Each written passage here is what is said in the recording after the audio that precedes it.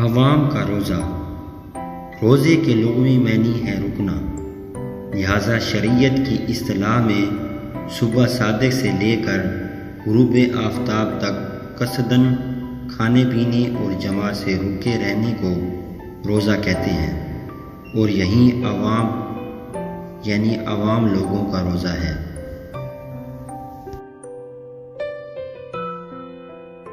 خواص کا روزہ کھانے پینے اور جماعت سے رکے رہنے کے ساتھ ساتھ جسم کے تمام اعضاء کو برائیوں سے روکنا خواص یعنی خاص لوگوں کا روزہ ہے۔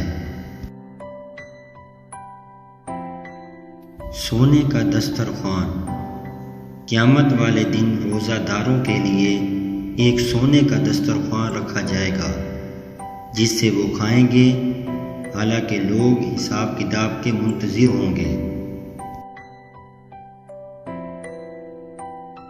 روزے کے 3 درجے۔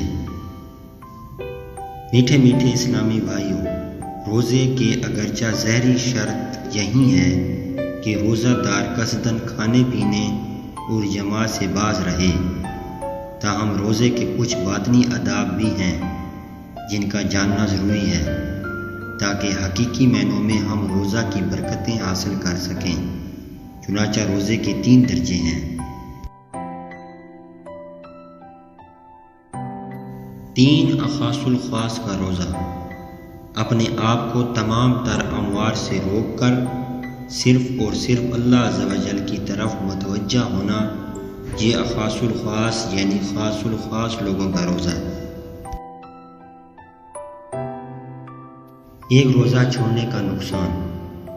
حضرت سیدنا ابو ہریرہ رضی اللہ تعالی عنہ سے روایت ہے، سرکار مدینہ صلی اللہ علیہ وآلہ وسلم کا فرمان ہے، جس نے رمضان کے ایک دن کا روزہ بغیر رخصت بغیر مرض افطار کیا یعنی نہ رکھا تو زمانے بھر کا روزہ بھی اس کی قضا نہیں ہو سکتا، اگرچہ بعد میں رکھ بھی لے، یعنی وہ فضیلت جو رمضان المبارک میں روزہ رکھنے کی تھی اب کسی طرح نہیں پا سکتا۔